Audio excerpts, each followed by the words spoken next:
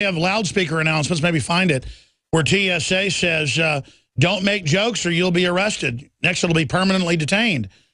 They don't say don't make threats or you can be arrested. They say don't make jokes because they want you to be scared. I mean, the mayor of Austin, when you go in to speak for 3 minutes, he goes, now watch your mouth.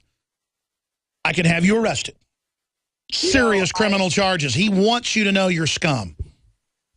I kind of hate talking about his business and stuff like that, but I was just so appalled by it, and I just wanted to get your analysis on it. Well, I mean, it's all make work because FBI's main mission now is not fighting criminals because criminals run the government. It's not white-collar crime. It's political crime. It's making us the enemy and creating enough reports to go to Congress and say, you know, look at these terrorists.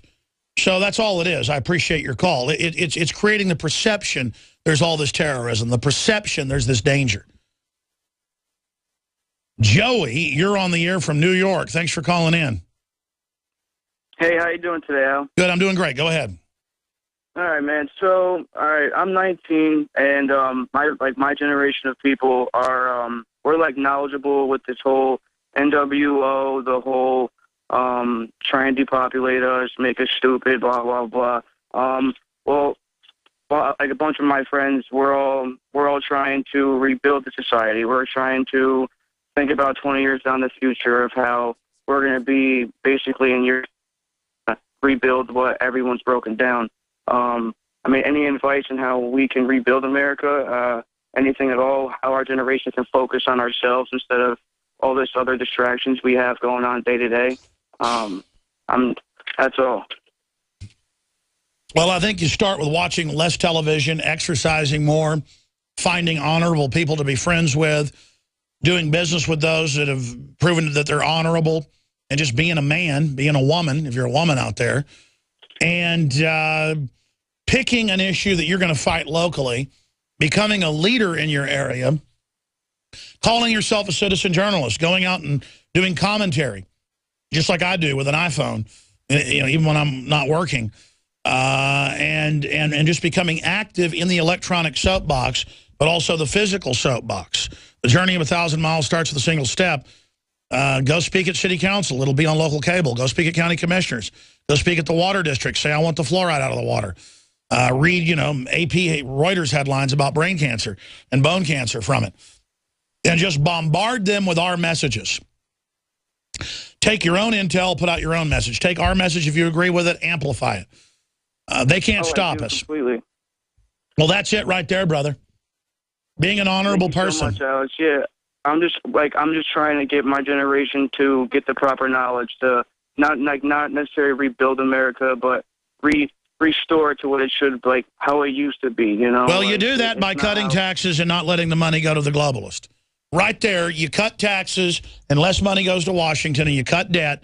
It kills dependency. It promotes individualism. It's the beginning of the end of the globalist. Great job, Joey, for calling in. TJ in Maryland, you're on the air. Go ahead. It's DJ. DJ, welcome, Thanks DJ. for having me on the show, Alex. You bet. Thanks for having me on the show. You bet. I have someone in my family who's completely aware of the New World Order. They know that the banksters are absolutely robbing us. They know the food is poison, it's genetically modified. They know that the vaccines are poison, they have mercury in them. But she still tunes into MSNBC and watches Reverend Al Sharpton's race-baiting politics. I mean, everything is about race. It's absolutely sickening. It seems like Reverend Al Sharpton himself is keeping racism alive. How could I convince this person that Reverend Al Sharpton is simply a pawn in the New World Order scheme to help control and manipulate black people? Well, I would just point out that, you know, Al Sharpton doesn't talk about 50+% of blacks never being born. I would show her quotes from Margaret Sanger about how they would take over the liberals to get control of blacks. I would show her LBJ quotes online about how the Democrats were going to try to become the Republicans and claim they wanted to help blacks because they wanted to control them. And I would explain to her basic domestication and how the system likes to get us dependent. And I would just explain to her that people like Al Sharpton, bottom line, have a goal of keeping people divided and conquered. Does that answer your question? Yes, it does. Thank you, Alex. But I have one more question. Sure, go ahead. like a lot of my younger generation, like you said, the young African American. Tell you what, stay there. We're going to come right back to you, let you ask that second question. And we'll go to Chris, Jim, Kyle, Joe, and others. Earlier today, you were talking with the director, John Singleton, or you played an interview clip of John Singleton, and he was talking about the gangster kill thug culture that's being pushed in the black community. And it really is. If you turn on BET, MTV, that's all you see is this gangster thug culture, and it's cool. That's what people like. And people are on Twitter and Facebook all day, this younger generation, and they have no thoughts of their own. But they repeat it. They repeat it because they think it's cool. It's not really them that are. Why do they repeat it? Well, first, do me a favor. Just talk right into your telephone. It's muffled. Why do you think that people just repeat what they see on TV? Why don't young people have an opinion of their own? Why can't they arrive at their own? Well, that's because they were set in front of a television. Children are supposed to repeat what their parents teach them, or elephants. The baby elephant learns from its mommy. Parents aren't parents. The television is. The average child watches 8 hours of TV. They go to government training camps the rest of the time. So their mommy, their daddy is telling them how to survive, dress like a gangster, be rude to everyone, and all they end up doing is being in prison. But their mommy, the television, told them they would end up being winners. I mean, you know, every sitcom out there, the man's an idiot, the mother's the boss. Well, that doesn't create a happy family. The women think, I go divorce my husband, I get ahead, I get to be the boss. No, you just get even more work to do, and the state is now your man. So it's all been scientifically planned to destroy people. And so basically, any message you're seeing from mainstream television, you should be asking, what is it trying to sell me?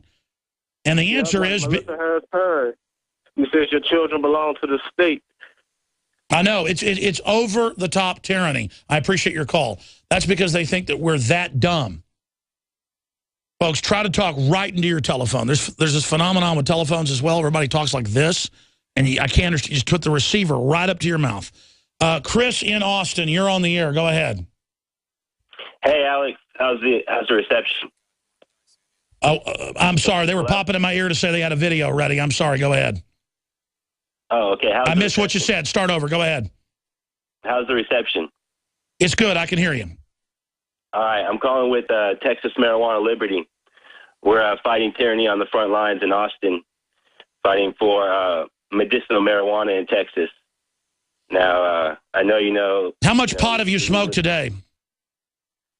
Just a limited amount. Medicinally, though. Yeah. Of course. No. My whole issue is I'm for decriminalization, but I've seen marijuana really turn a lot of people into jellyfish. I know it has incredible medical usages. I'm for decriminalization. I'd like to see it decriminalized. The problem is under a lot of state laws, they're just making you a ward of the state, and you're waiving your rights to get medical marijuana, so it's worse than buying it illegally because the laws had already been reduced. You understand that? The globalists aren't going to push for decriminalization unless it's actually something worse. Do you see what I'm saying? How do you become a ward of a state? Well, I mean, they make you sign forms in most states to become a medical marijuana user, and then you waive a lot of your rights. You put yourself in a database. You basically sign up saying you're a drug addict, and they can come in your house whenever they want when you do it. Oh, yeah, well, I'm not for that, but obviously there's a lot No, I'm for complete across-the-board decriminalization. Don't sell it to under 21 years of age. Make it like alcohol. Right, so this is the only way that we see it happening in Texas as far as a public awareness campaign, you know, similar to what you're doing, except with, you know, for medicinal marijuana through the use of YouTube until they try to shut us down, you know, so, and we're going to continue to fight through the internet, and we're doing a talk at Brave New Books, April 25th at 7 p.m. to inform more people. Because you're aware they already have the tax stamp in Texas, correct? Yes. I mean, listen, I'm for decriminalization. I appreciate your call. My holy grail is not decriminalizing marijuana. My holy grail is pointing out that narcotics, heroin and cocaine and methamphetamine, to a lesser extent, are shipped into the country by C-130s and other aircraft and offloaded at military bases and private corporate reservations, and then are laundered through the big banks to the tune of $500 billion a year. That's mainstream news. And that it's all a facade and a joke when the cops take somebody to jail for cocaine or something when the government's shipping it in. So I'm against the big banks getting the drugs, making them illegal at the end of alcohol prohibition so they can have a new business. Because then it lets them control organized crime, the money laundering, everything. That's why I'm for decriminalization. I'm not for using drugs. The same big banks are pushing all these drugs on kids in school. We're on the march.